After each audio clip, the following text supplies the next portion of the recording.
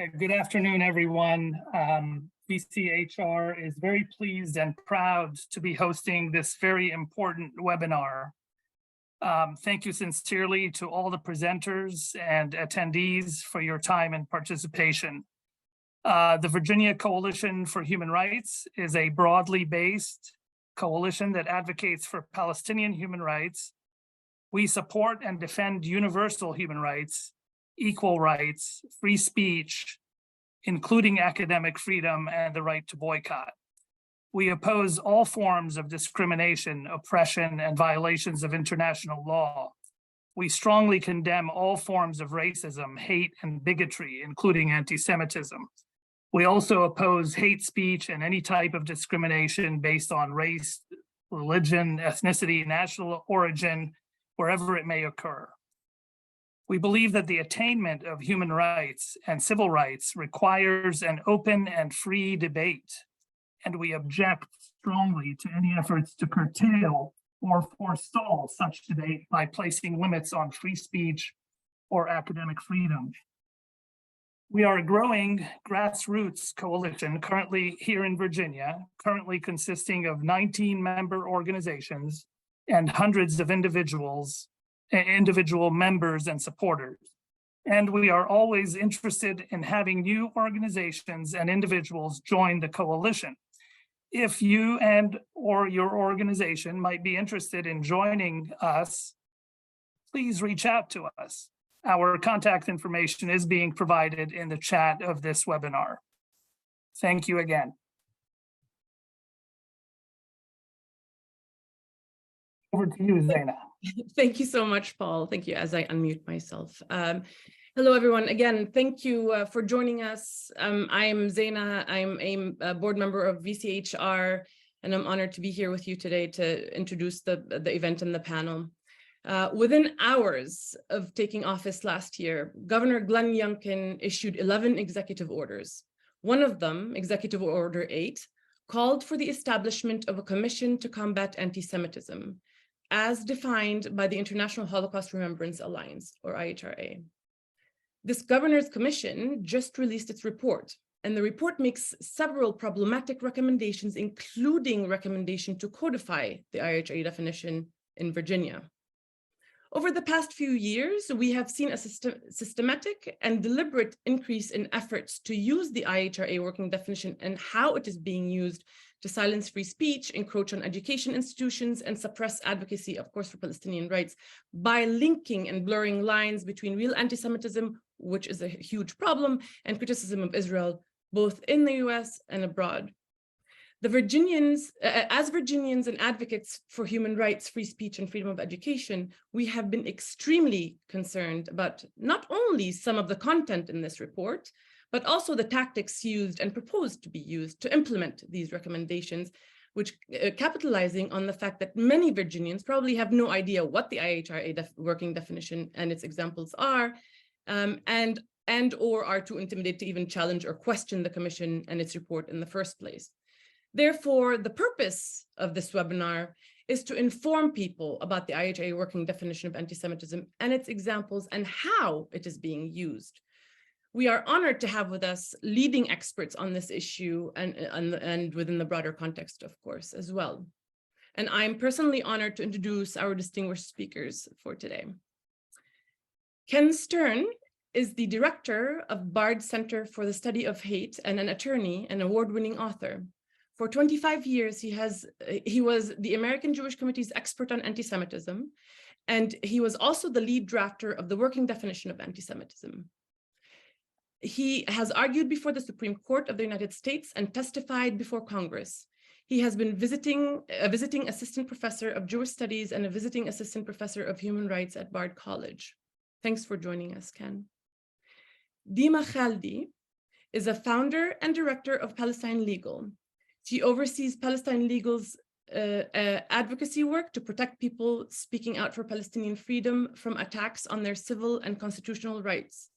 Dima has a JD from DePaul University College of Law, an MA in International and Comparative Legal Studies from University of London, SOAS, and a BA in History and Near East Studies from the University of Michigan. Lara Friedman is the president of the foundation, and sorry, Dima, thank you so much for joining us. We really appreciate you being here with us today. Lara Friedman is the president of the Foundation of Middle East Peace.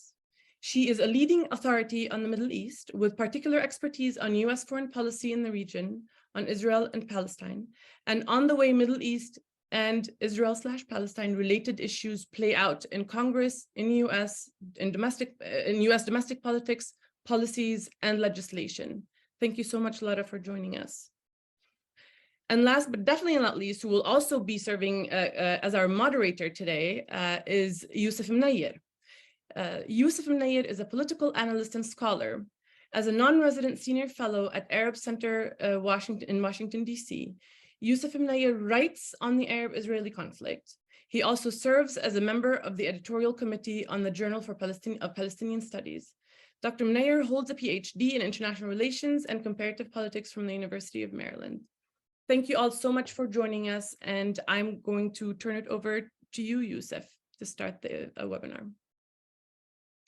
Thanks so much, Zaina, and thank you especially to VCHR for bringing together this important conversation.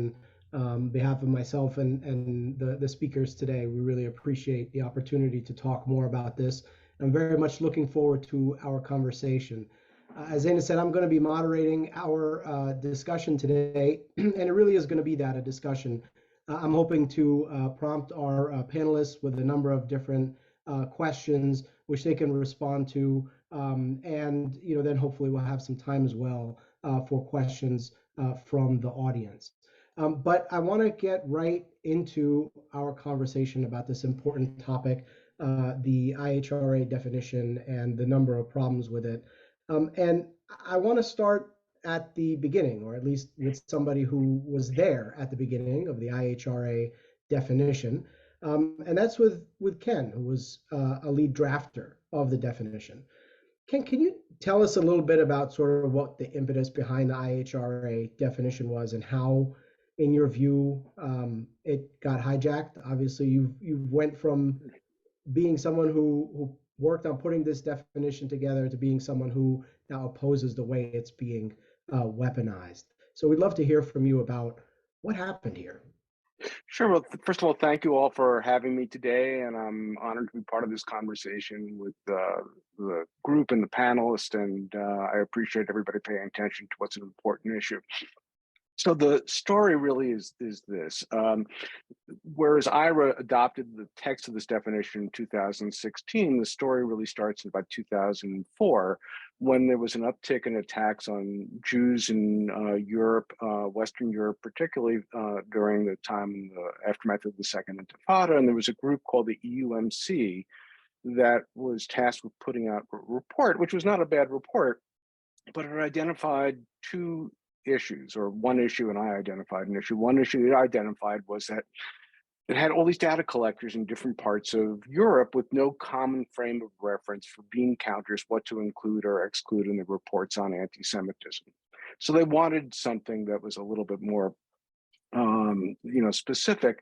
And they had a substitute about anti-Semitism as a series of stereotypes to look at.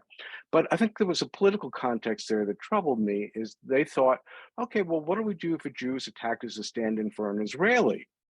And they came to the conclusion if the person exhibited these stereotypes and transferred them to an Israeli and retransferred them to the person walking down the streets of Paris or London, that was anti-Semitism. But if they attacked the Jewish person because they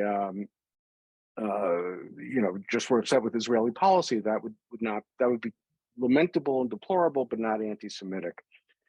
So, and there was another concern too, which is that there were debates in Europe about, Jews were kidnapped. That's a positive stereotype if you think you're going to ransom a Jew because Jews are rich. Is that anti-Semitism or not? So there was the director of the EUMC was going to an AJC meeting, and a couple of weeks before, Montreal Jewish Day School was firebombed, not anti-Semitic according to the definition. So I was the lead drafter. There were people working on the politics of it, but it was to put together something for the bean counters primarily, to take a temperature across time and across borders. It also had a diplomatic purpose. And it also, to me, the most important thing was clarifying, based on the US case of Wisconsin v. Mitchell, the hate crimes case from the Supreme Court, that it doesn't really matter if somebody hates Jews or doesn't hate Jews for hate crime purposes. It's enough if they select somebody who's Jewish because they're Jewish. It doesn't matter. The intent was more important than the motive. Then what happened, though, in 2010, the Department of Education clarified that Jews and Sikhs and Muslims as ethnicities were protected under Title VI of the Civil Rights Act from pervasive discrimination, harassment, intimidation, so forth on campuses.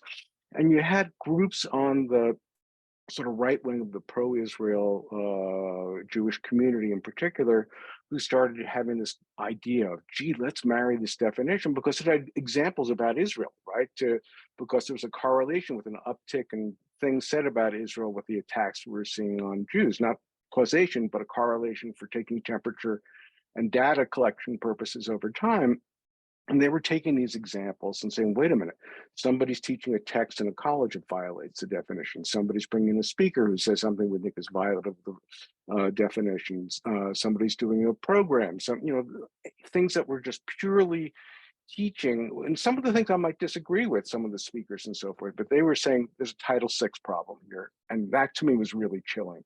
So that became the first venue where I saw a problem. But then I think it's expanded since then. Thanks very much, Ken.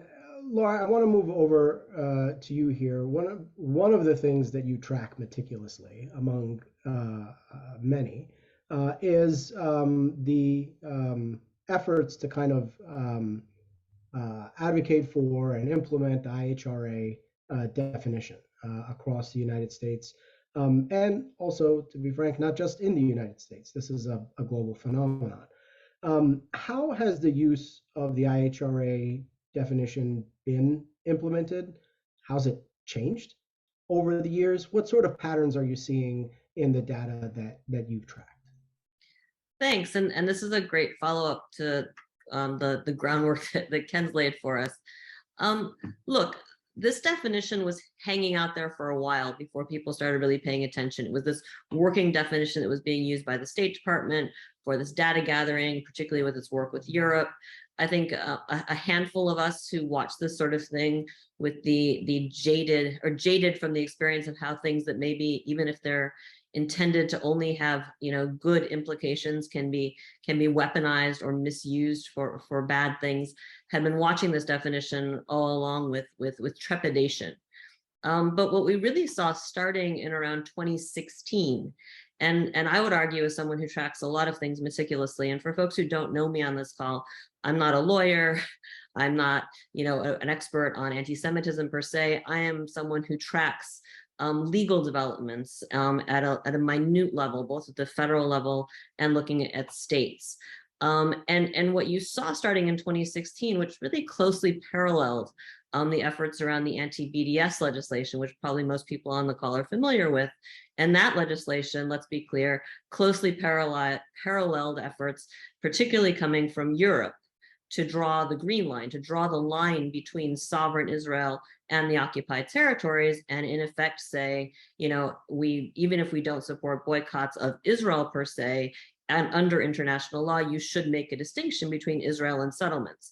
And you saw around 2016 an uptick in a narrative coming from the Israeli government and from defenders of Israel in the US to say, you cannot make that distinction. Anything that touches on boycotting Israel on either side of the green line is BDS, and BDS is ipso facto anti-Israel and anti-Semitic. And that's where you saw the IHRA stuff really start to proliferate. And you saw it initially at the federal level. And we saw legislation called the Anti-Semitism Awareness Act, which is an Orwellian term, because this is legislation that has, you can read it for yourself. It has nothing to do with raising awareness of actual anti-Semitism by any traditional definition of anti-Semitism, hatred of Jews, attacks on Jews because they're Jews. This legislation, which uses the IHRA definition of as the hook, is explicitly intended to target critics and criticism of Israel and Zionism on campuses, because starting as early as 2016, the focus was on we cannot let our campuses become hotbeds of criticism of Israel and on pressure for Israel to face consequences for its policies. Again, intrinsically related to the anti-BDS work that was going on. So we saw this legislation in 2016 at the federal level, in 2018 and 2019, and it never passed because it's deeply problematic. There was grassroots opposition to this legislation because it is such a profound violation of free speech. And again, maybe you can think, if someone told you the title Anti-Semitism Awareness Act, you'd say, well, of course, who can be against it? But the framing of it by its own backers is so explicitly about quashing free speech. It's not like this is a hidden, it's not me attributing intent, right? That intent is explicit. So we had that legislation and it kept sort of getting held up at the federal level, not moving.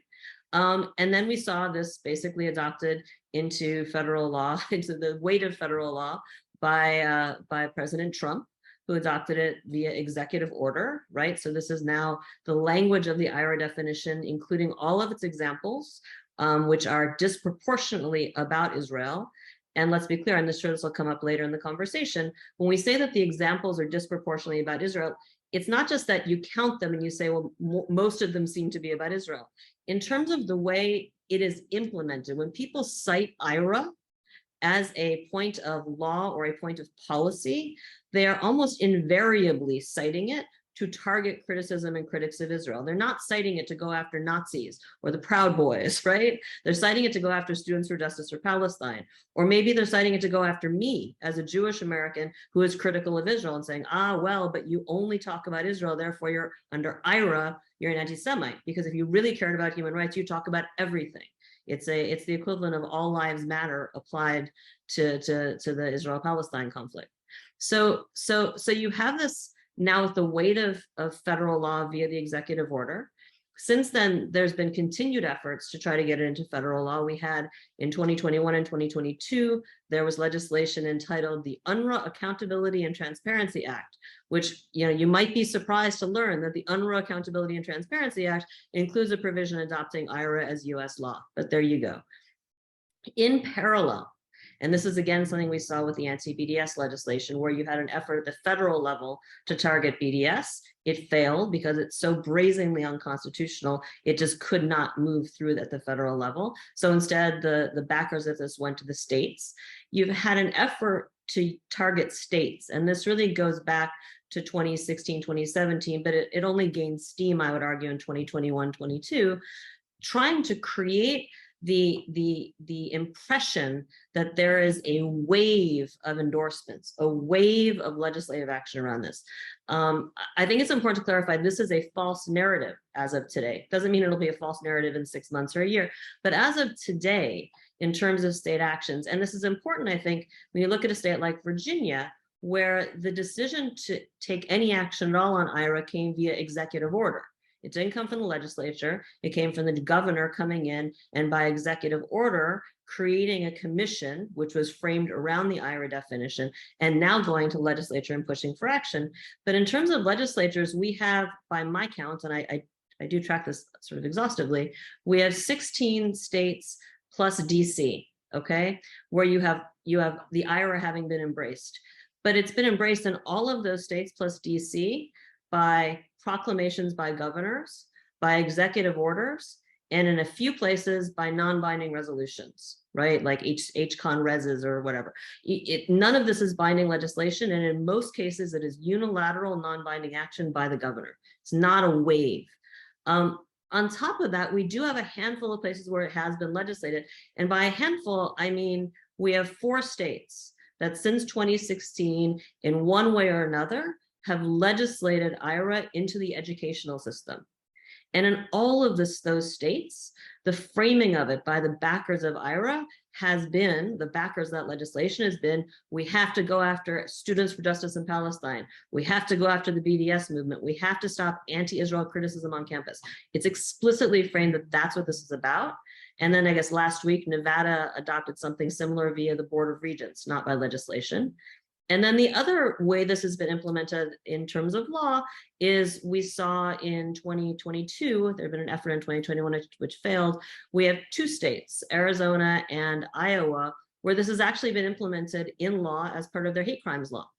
And this that I would argue is the most disturbing trend which we see, where in effect you have laws that say that when you have a crime and it comes to sentencing, that IHRA should be taken into account as as one of the standards by measuring whether or not there is a hate crime element and whether then there should be enhanced sentencing.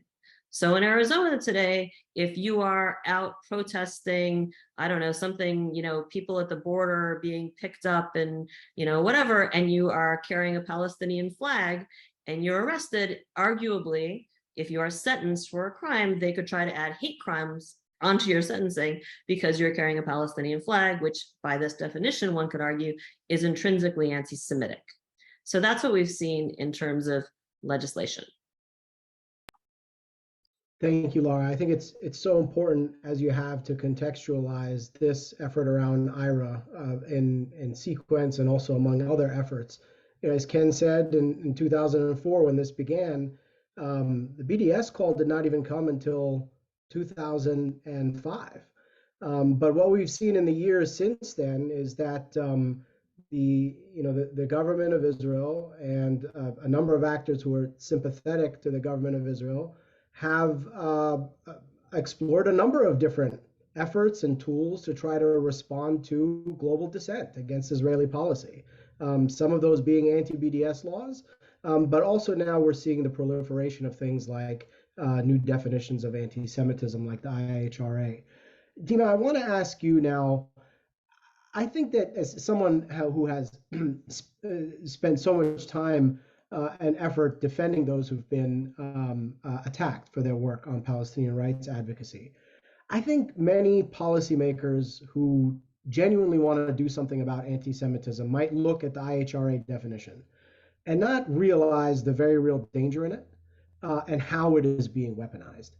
Can you give us some examples of how the IHRA definition and the contemporary examples in particular have been used and can be used to ensnare Palestinian rights advocacy? Thanks, Yusuf, and just echoing my appreciation for this panel and for all of you for joining. Yusuf, I think as I think Ken and Lara both alluded to, this has been a long time in the making. IHRA has been a long time in the making, and from my work at Palestine Legal, we've been seeing from, we weren't around in 2004, but since we started this work in about 2012, we've been seeing the ways that this definition and its precursors have been used almost exclusively to target advocacy for Palestinian rights on campuses, especially. And it's very evident from both the text of IHRA's examples and from the ways that it's being actively used, that it is fundamentally a tool for censorship of efforts to achieve Palestinian human rights. And in the broader context, it is one of many such tools, right? Including the anti-BDS laws that Lara mentioned, including massive efforts to intimidate, to punish, to censor people who are actively working for justice for Palestinians. Of course, the guiding examples attached to the IHRA are what they do is to falsely conflate political criticism of Israel with anti-Semitism. And for Virginia to adopt this definition in any form would effectively place it in the position of a government censor. It would have to implement, think of what these examples say, that saying that Israel is a racist endeavor is anti-Semitic, or saying that it's a double, if there's a double standard against Israel, that is anti-Semitic.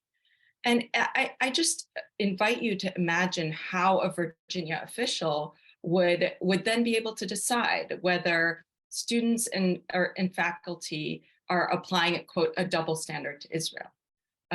Would there be guidance as to whether or how much a student or faculty member must first criticize other nations that are involved in human rights abuses before criticizing Israel? What constitutes a double standard, right? Would universities have to investigate or punish students and faculty who call Israel a racist endeavor, while presumably being allowed to call the U.S. a racist nation? These are the kinds of this is the kind of situation that IHRA places, and that we've seen IHRA place university officials, government officials in, right?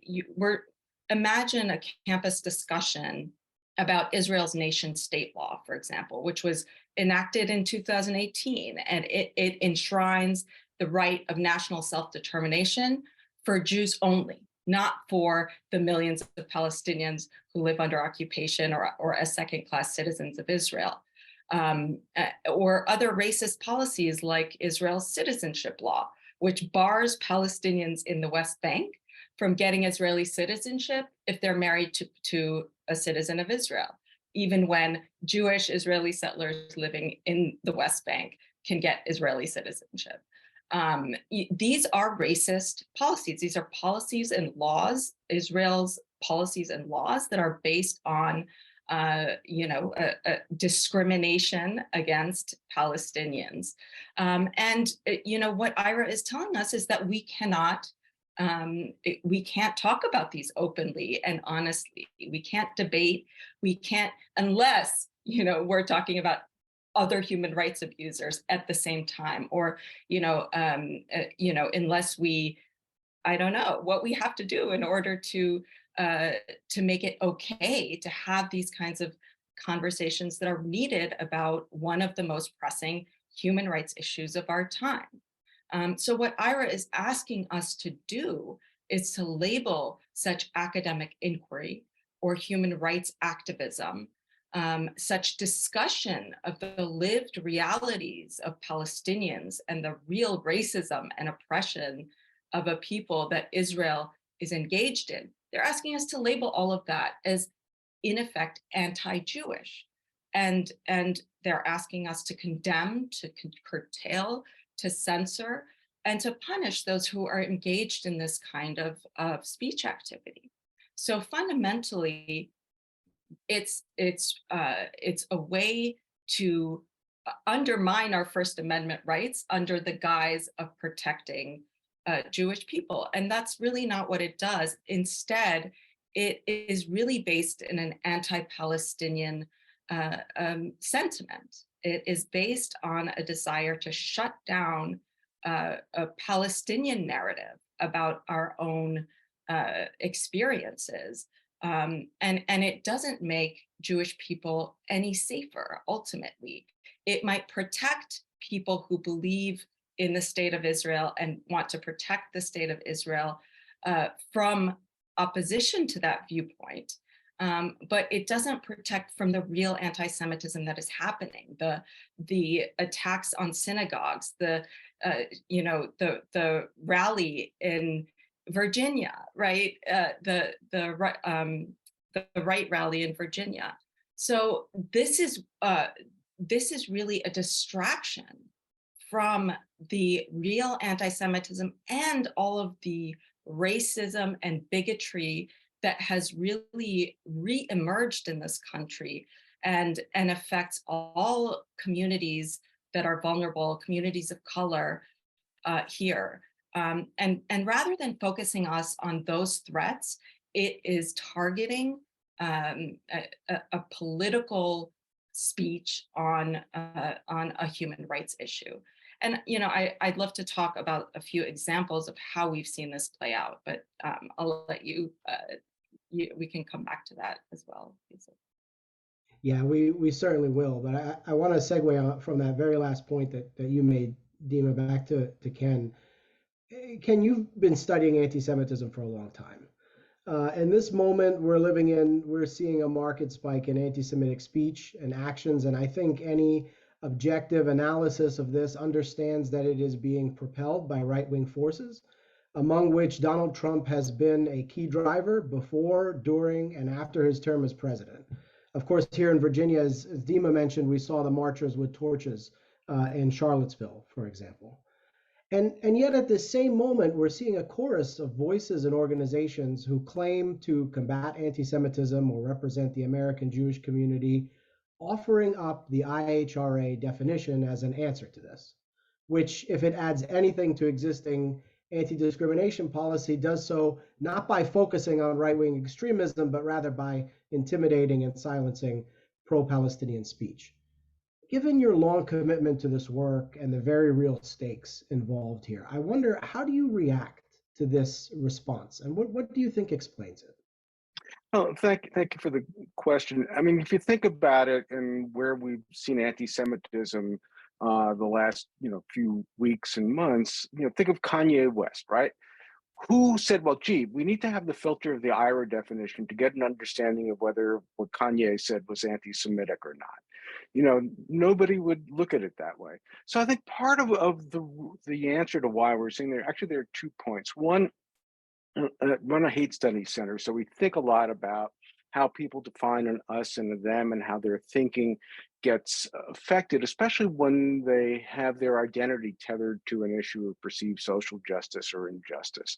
And there's a lot of academic research from different component fields of hate studies that basically says when you're in that mindset, your thinking changes, you try to take complicated things and make them easier, you try to default to black and white, you try to become more certain, and you really hold on to symbols. And I think in many ways, at least to me, IHRA has become a symbol. It's like, are you for opposing anti-Semitism, or are you against opposing anti-Semitism, rather than looking at the more complicated things? Okay, this is text, how is it going to actually be used, who's using it, can it be weaponized, what are the implications for democracy, free speech, and so forth.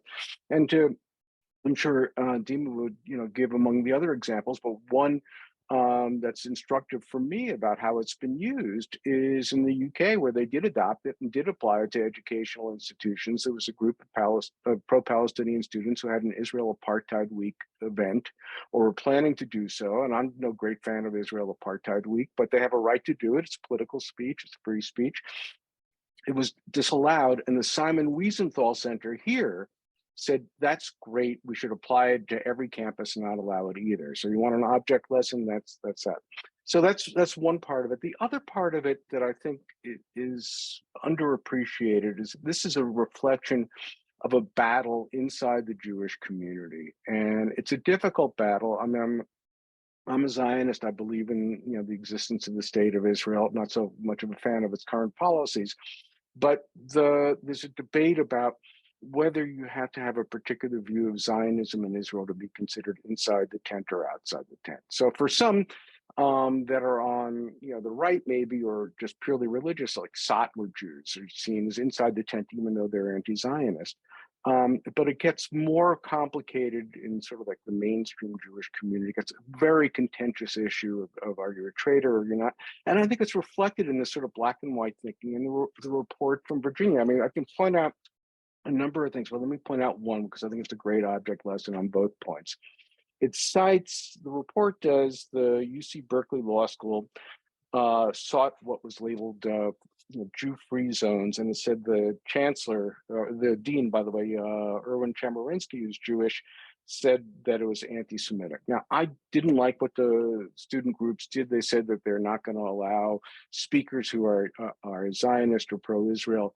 I thought it was wrong-headed, and I've written about that too. But the fact is that this was entirely taken out of context. There was no Jew free speech zone.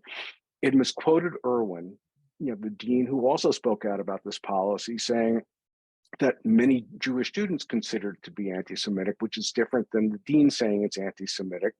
And he wrote, I think, this was deleted. It said, or not mentioned, this is a false narrative, he wrote, that often underlies stories about college campuses, including Berkeley's, that there's this significant anti-Semitism, they're not hospitable to Jews, because this is nonsense. And he explains what they've been doing about anti-Semitism there. And then he says this, which also was not mentioned in the report. I must also recognize that there is substantial disagreement among the Jewish students about this. Though some Jewish students were quite angry, I also received a message from a group of Jewish students that said, quote, we stand unequivocally in solidarity with our friends in the law, Students for Justice in Palestine, and the affinity groups who have adopted this BDS bylaw. So this is a reflection. People want to say there's only one way of looking at it. It's contentious. I see a church-state issue here. I don't want states and governments and others deciding this internal Jewish debate of how you have to be connected to Israel. In terms of the implications of all this, and you're right, I have been studying and working about anti-Semitism for a long time. I'm really worried about trying to focus this on just what people are saying about Jews, in particular about Israel, to our fight about anti-Semitism. It narrows the lens when I think the time cries for a larger lens. I mean, one example that I cite frequently, is the Tree of Life Synagogue. You don't need a definition of anti-Semitism to understand that that was anti-Semitic. Nobody would classify the shooting at the Walmart a few months later of Mexican Americans as anti-Semitic, but both were at the time when Trump and others were talking about invaders crossing the border. Both of the shooters had very similar ideologies, but when we only look at one, we don't look at the larger frame of it too. Anti-Semitism to me is conspiracy theory at heart. I mean, I don't need a definition to know the two main points of it. It's conspiracy theory that sees Jews as conspiring to harm non-Jews, and it gives an explanation for what goes wrong in the world, from killing Jesus to Marjorie Taylor Greene and space lasers, right? And the environment in which anti-Semitism grows is when leaders in particular talk about who's the us, who's the them. The them is a danger to us. It's noble to attack. And so, whether it's anti-Muslim, anti-gay, anti-Asian, anti-immigrant, in that environment, that's going to build the conditions for anti-Semitism to grow. You mentioned, Charlottesville.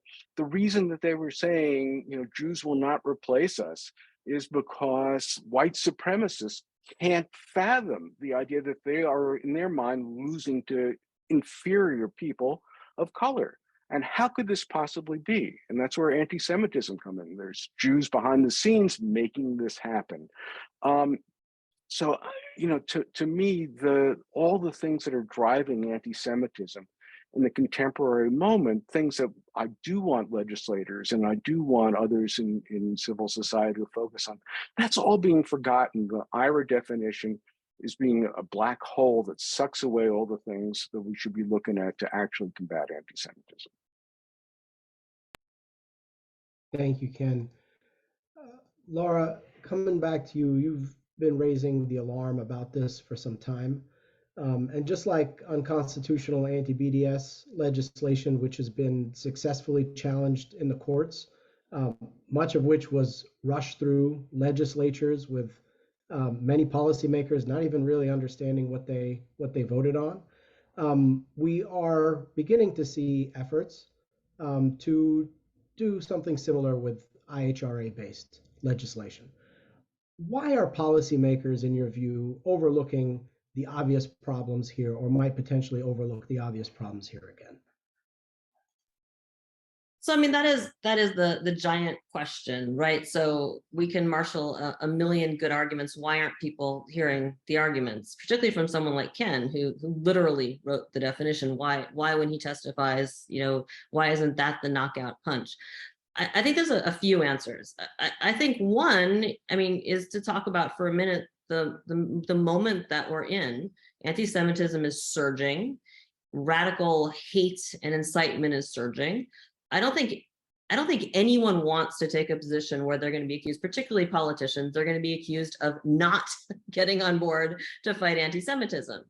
I think some of that can be a political calculation, trying to explain a nuanced position. At the point, I think for a lot of people in politics would say, at the point where I have to explain this, I've already lost. or the cost in political capital is very high. So I think there's a political calculation there for a lot of people.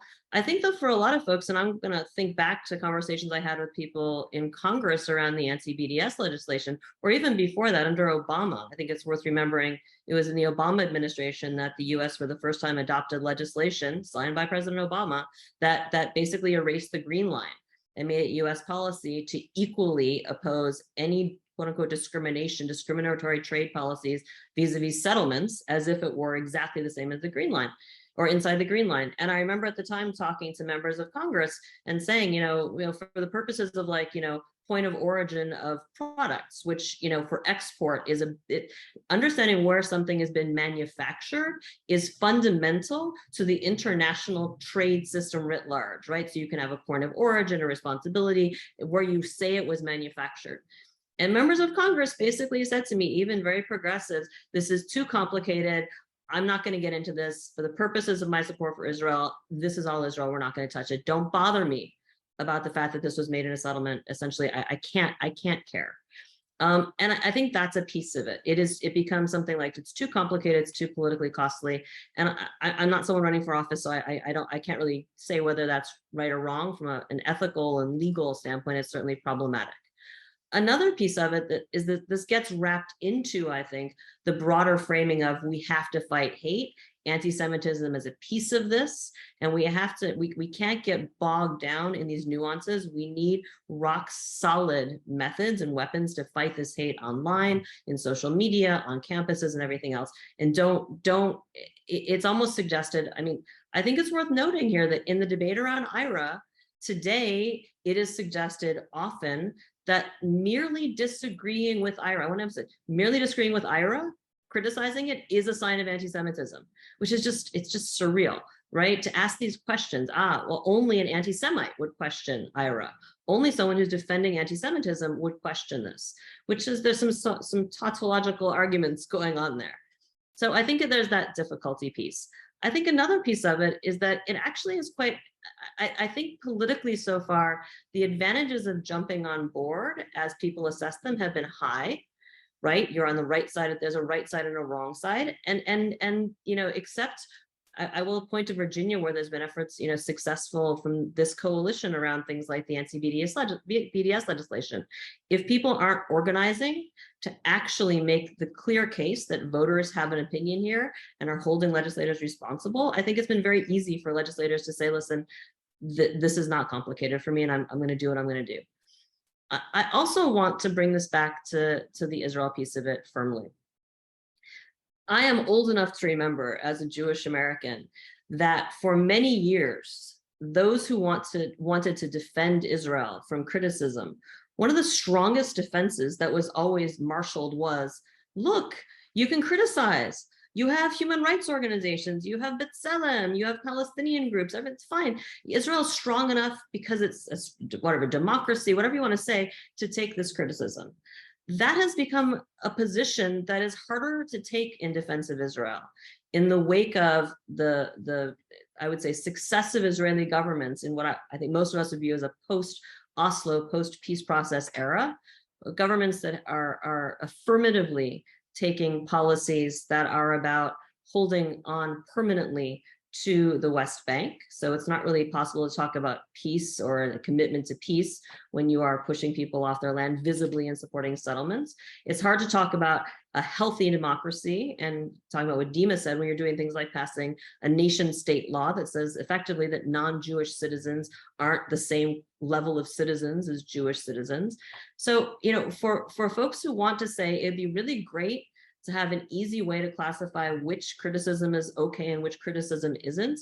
And the criticism that isn't is the stuff that, makes all of us uncomfortable if we want to be supporters of Israel. This has been really handy.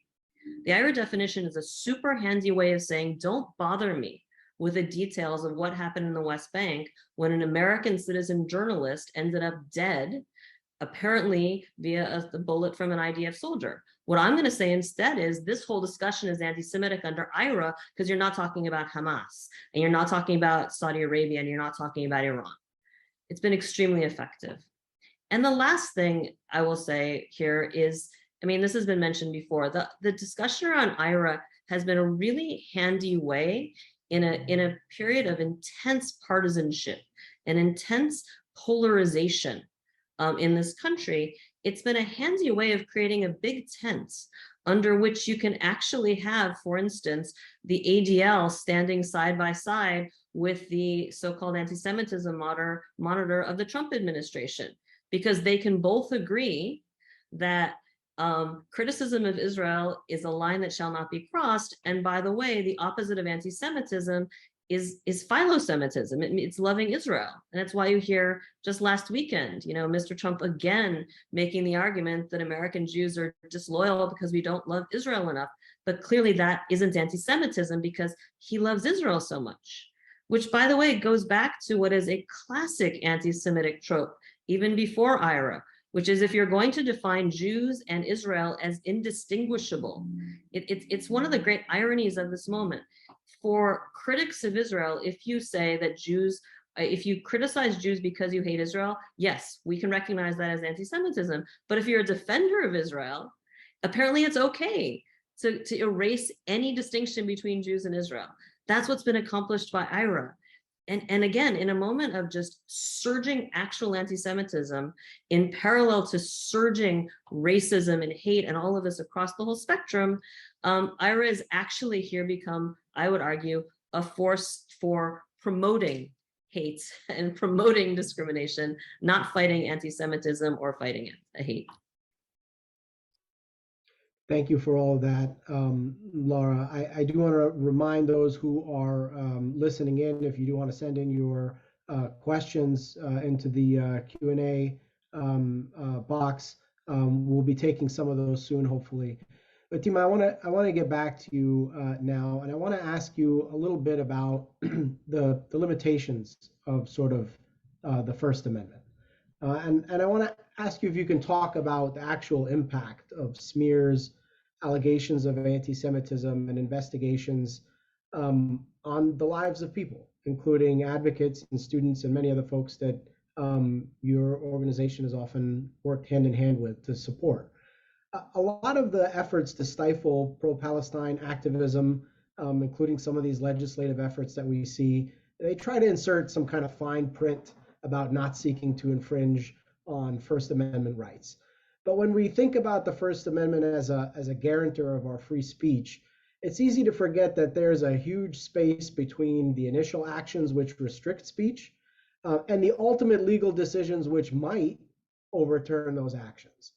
And that space is filled with legal battles that take time, effort, and resources away from the important work advocates for justice are already engaged in. And that's nothing to say of self-censorship and the chilling effect. Can you help us understand how the First Amendment alone isn't enough to protect people from the repressive impact of speech codes like the IHRA and what those who've been smeared with allegations of anti-Semitism are dealing with? Yeah, because so much of our work is on university campuses, I think it's a good illustration of these kinds of problems that we're seeing. This is, as I said, this is from day one of, seeing and doing this work over the last decade and some. We've seen students and professors and even campus administrators across the country being subjected to legal complaints where Israel advocacy groups are deploying the IHRA definition or its precursors as a tool to censor speech that is critical of Israel or that's advocating for Palestinian rights. And one indicator of that is since 2019, we've seen at least 15 complaints filed with the Department of Education's Office for Civil Rights, alleging that campus speech about Palestine is threatening to Jewish students and amounts to harassment and discrimination in violation of civil rights laws, right? So it's claiming that this political speech, this political advocacy amounts to harassment and discrimination that is illegal, right? That is contrary, that violates civil rights laws. And what we saw in the early days pushing back against these complaints was the OCR saying very clearly, no, this is political speech on an issue of on a public matter, and it is protected by the First Amendment. So the Civil Rights Office very clearly said that the First Amendment protects this kind of speech activity, and that having someone express a different opinion does not amount to harassment or discrimination. Now, the IHRA kind of fills this gap to say that, oh, this actually isn't political speech, this is anti-Semitic speech, when somebody, writes a letter or has an event on campus that is, talking about these Israeli laws that Laura and I have mentioned. We've seen guest lectures attacked, film screenings about Palestine being attacked as anti-Semitic or threatening somehow to Jewish students who support Israel. Conferences that students put on, resolutions that student governments are debating whether to divest from whether to have their university divest from human rights violators. So the examples that we have of the ways that the IHRA has targeted pure speech activity that is calling for Palestinian rights makes very clear that what IHRA is trying to do is to fill this gap between the First Amendment and the protection of political speech and what would be discrimination or harassment. And it's making this false connection between the two. And I'll just give a couple of examples. In 2019 in the spring, a group of anonymous pro-Israel students filed a lawsuit that relied on the IHRA definition, asking a court to force the University of Massachusetts at Amherst to cancel a panel discussion. What was the panel discussion about? It was about Israel free speech and the battle for Palestinian human rights. So it was about exactly this censorship, and a lawsuit was trying to get this panel canceled, arguing that it would cause, quote, irreparable harm to Jewish students on campus. And the lawsuit was dismissed, but imagine the resources that it takes to defend against a lawsuit and this kind of legal bullying. Another example is at the University of California, Berkeley, where there are so many incidents at Berkeley, including the one that Ken just mentioned. But in 2018, Jewish students at Berkeley organized a vigil to jointly mourn the deaths of Palestinian children who were killed in Gaza, and Jewish people killed in the Tree of Life synagogue shooting in Pittsburgh. And the students faced a barrage of harassment online, accusing them of anti-Semitism for holding a vigil to mourn the deaths of both Palestinians and Jewish people. And a pro-Israel attorney told the media that he filed the complaint with the Department of Education, again, relying on the IHRA definition, arguing that this vigil would portray Israel as a barbarian and racist nation, and that would run afoul of the definition because because Israel killed these children in Gaza. So the students, imagine that the impact that this has. They spent weeks of their semester responding to these false accusations, and they canceled the event. They lost study time. They, wanted to mourn publicly as Jews and Palestinians. And, I think the fact that this is impacting not just Palestinians, but other people who believe in human rights and who are opposing Israel's actions, and who also are against anti-Semitism and its violent and deadly manifestation here are being themselves accused of anti-Semitism. At Bard College, where Ken is located, there were a bunch of students who were protesting a panel that was featuring Ruth Weiss, who's a retired Harvard professor with a history of bigoted anti-Palestinian remarks. And the protest involved several students who were holding signs with quotes that she had said, such as, quote, "Palestinian Arabs are people who breed and bleed and advertise their misery." So after this protest, one of Weiss's co-panelists published an article falsely claiming that she and the other panelists were targeted for being Jewish. And this resulted in an investigation against two Jewish students, by the way, who were involved with this protest after Israel advocates accused them of harassment and discrimination for this protest. And they were forced to testify before a panel of professors during their finals week. They had to deal with these disciplinary procedures, but also a public smear campaign against them. Almost inevitably, these kinds of accusations involve public smear campaigns that are, enhanced by often anonymous websites and apps and encouragement from of people to smear and call the FBI or universities or employers on people who are engaged in advocacy for Palestinian rights.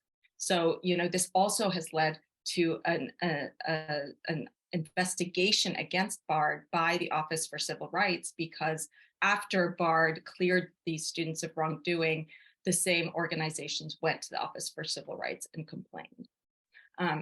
So these are just a couple of examples, and I think what we see in Virginia, the Virginia Commission's report, as Ken said, is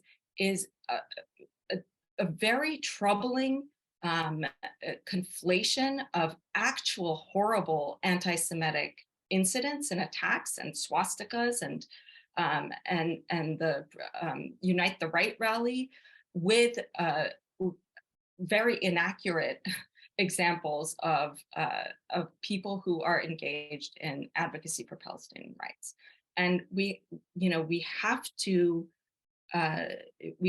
stop this conflation between political speech that is necessary to address an important foreign policy issue and human rights issue, and a very troubling trend of increased attacks and rhetoric against the Jewish community, along with other communities. And the First Amendment has a very important role to play here. In the United States, we have quite a robust First Amendment that also protects so-called hate speech. And this is not the case in Europe, right? But this is actually not what's happening here. What we're talking about in the context of advocacy for Palestinian rights is not even hate speech. It is speech criticizing a state for its policies and practices against another people, against what many human rights organizations have now defined as apartheid. So this argument that this activism, this advocacy for human rights that is countering, that is opposed to an apartheid condition of discrimination, of segregation, et cetera, is itself discriminatory, is flipping everything on its head. And we have to be very attuned to this. And I think one of the most important indications is how much this is actually coming from Israel itself and is being pushed by Israeli officials onto US elected officials to enact this kind of legislation, anti-boycott legislation that Lara talked about, as well as these IHRA type of policies that are fundamentally intended to conflate criticism of Israel with anti-Semitism in a way that will result in censorship of a human rights movement that is trying to hold Israel itself accountable for its vast human rights and international law violations. Thanks for all that, Dima. And I would just add on that point about the Israeli government involvement here, you can still go on Twitter and see the official account of the Israeli Prime Minister claiming credit for promoting anti-BDS laws in the United States, as well as plenty of other places online where Israeli officials do take credit for the proliferation of these types of tools to ensure impunity for Israel. I do want to move to the Q&A session at this point. And there's a couple of questions about alternative definitions, and perhaps we can take them together. And I would just add, and for any of our panelists, please feel free to jump in here in response. I would sort of add to these questions about alternative definitions. With this IHRA stuff, are we looking at a campaign to define anti-Semitism, or are we looking at a campaign to redefine anti-Semitism? Because often, and I think, Ken, you've mentioned this with Department of Education policy or Office of Civil Rights policy back in 2010, we have existing standards in many places where there is advocacy to adopt the IHRA of what already constitutes anti-Semitism. So what alternative definitions are there, and do we need additional or new definitions of anti-Semitism? Anyone, please feel free to comment here. I guess if I could jump in. Yeah, I mean, look, there's the Nexus definition, and the Nexus group is affiliated with BARD. We don't endorse their definition, but we give them an academic home. This is the JDA, the Jerusalem Declaration on Anti-Semitism. And they're each somewhat different. They each have the commonality of seeing the conspiratorial thing about Jews and explaining world events that way. The JDA and the Nexus ones were designed primarily in response to IHRA because they saw how it was being abused against pro-Palestinian speech.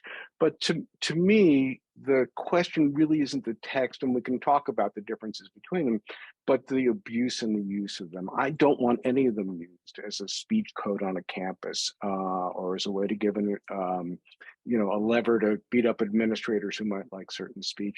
And to put it in a parallel, to pick up on Dima's point about what this means in the First Amendment context and the academic freedom context.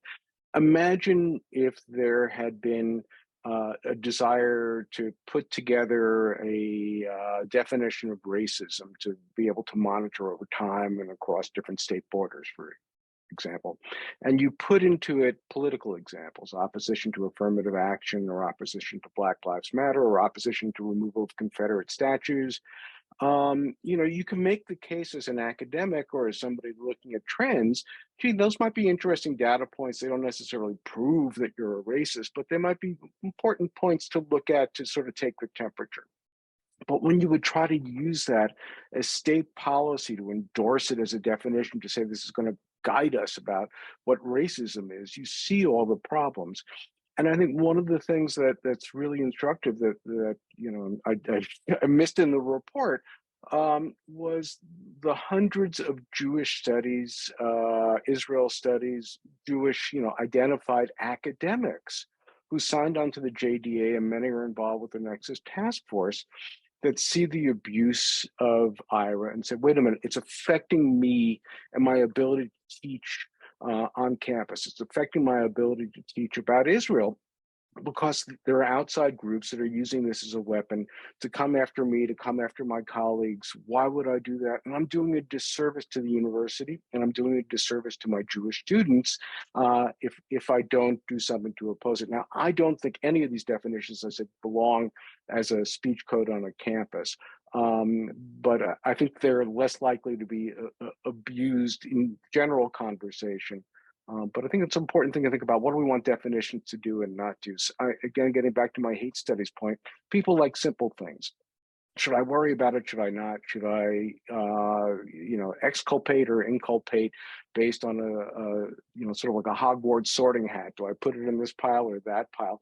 And these things are very complicated. And part of the one thing I would slightly disagree with Dima and Laura on, I'm not to disagree with their points about the motivation in terms of trying to suppress pro-Palestinian speech, but I believe there's a moral element of people who absolutely believe that anti-Zionism is anti-Semitism per se. It's important to their Jewish identity.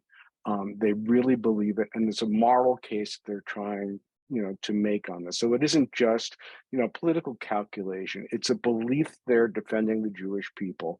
And again, I see the Jewish people as much more diverse. I'm a Zionist. Israel is important to me. If it disappeared tomorrow, it would impact my, Jewish identity significantly. But, who am I to say that young Jewish students who are part of If Not Now or Jewish Voice for Peace, for whom, and I've talked to many of them, it's their Jewish identity and the question about Jews repairing the world and questions about, how do you treat the strangers that give them a position that's either agnostic about Zionism or anti-Zionist. And to put them in a tent and saying that they're anti-Semites, no different from Kanye, is to me deplorable. If I could just add a couple of thoughts to that. Look, I will say, and I'm setting aside any sort of political views on Israel. From the perspective of a progressive Jewish American who was raised to understand that the essence of free speech is defending speech that you find uncomfortable, right? There is something surreal about watching the issue of anti-Semitism become the leading edge of quashing free speech or on a politically motivated basis. I mean, it has been quite surreal. We watched this with the anti-BDS legislation.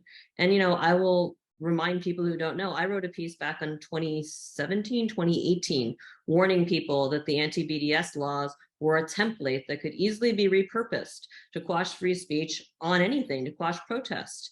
And we warned that if you're willing to give up free speech on this, you're actually, if you're willing to quash boycotts on things that make you uncomfortable, you can quash boycotts on everything, right? And now we have a case that may go to the Supreme Court on boycotts, which is not, it's the focus of the case is legislation around, anti-BDS. But if the Supreme Court agrees to hear this case, they're going to be ruling on whether or not boycotts writ large are legitimate protests. It is horrifying to me as a progressive Jewish American that this test case, which this particular Supreme Court might fail, has been actually manufactured around criticism of Israel. This confluence of trying to fight actual anti-Semitism and the confluence of trying to prevent criticism of Israel coming together in a moment where, in effect, what you are saying is we'll do anything possible to create a free speech exception when it comes to Israel-Palestine because we don't want to see Israel criticized. When my Palestinian friends say to me, if Palestine were being occupied by Mexico, and we were launching our movement to protest the deprivation and violation of rights because of Mexico, we wouldn't be called anti-Catholic or anti-evangelical, which is increasingly Mexico, whatever.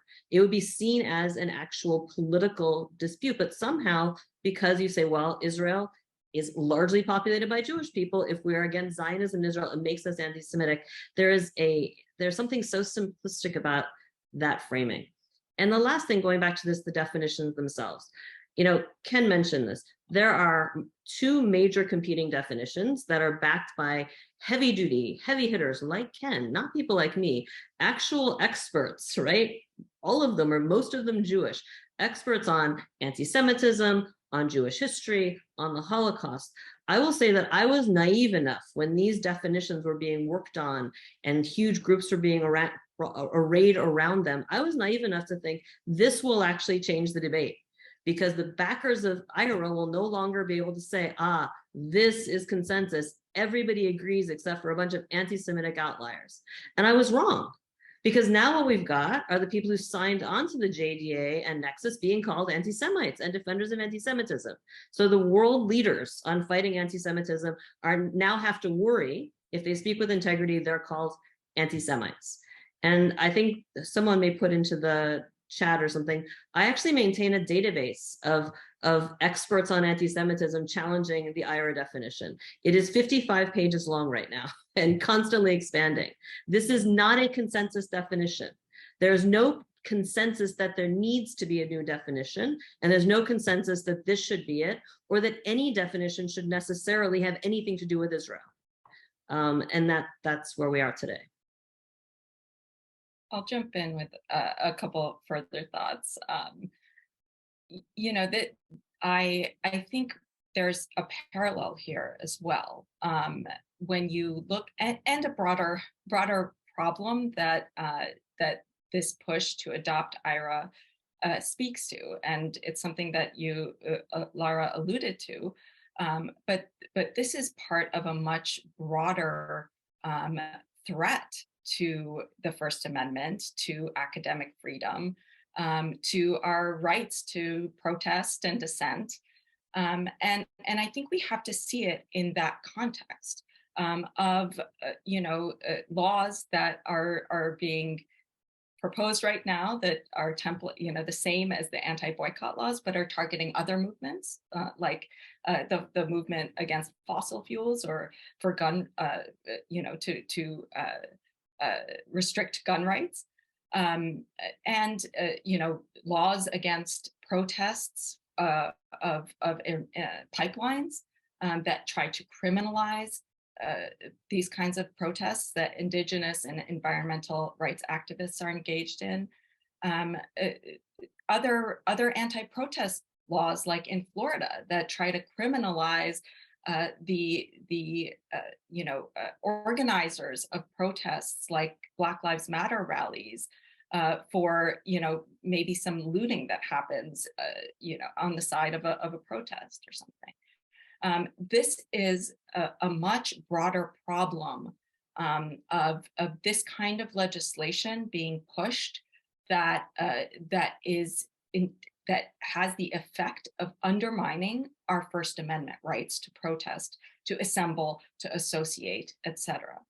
And I think another good parallel here is the legislation that is trying to ban the teaching of race, of the history of racism in our country, under the guise that it's protecting white students from an uncomfortable history and truth of contemporary racism.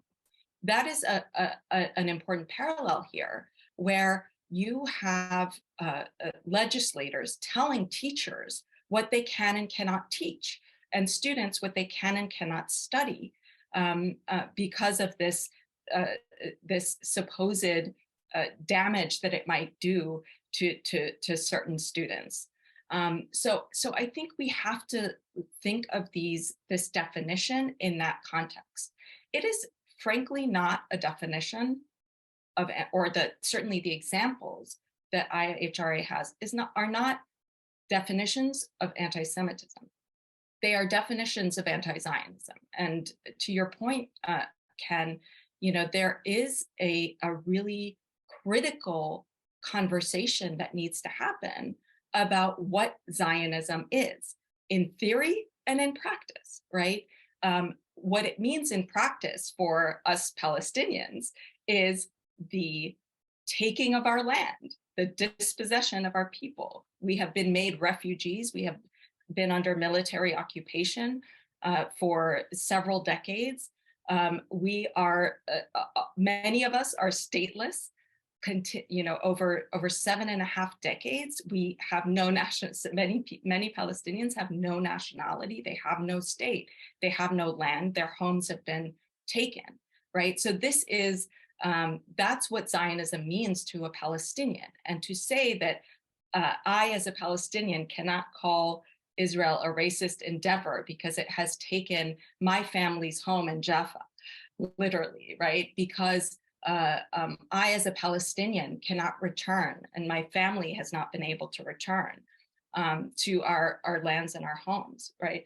This is fundamentally denying my ability to counter the oppression of my people, while enshrining this supposed right to erect a state on the dispossession of another people, right? We are not supposed to challenge Israel's establishment on the dispossession of the Palestinian people. We are not allowed to, contest this fundamental historical fact.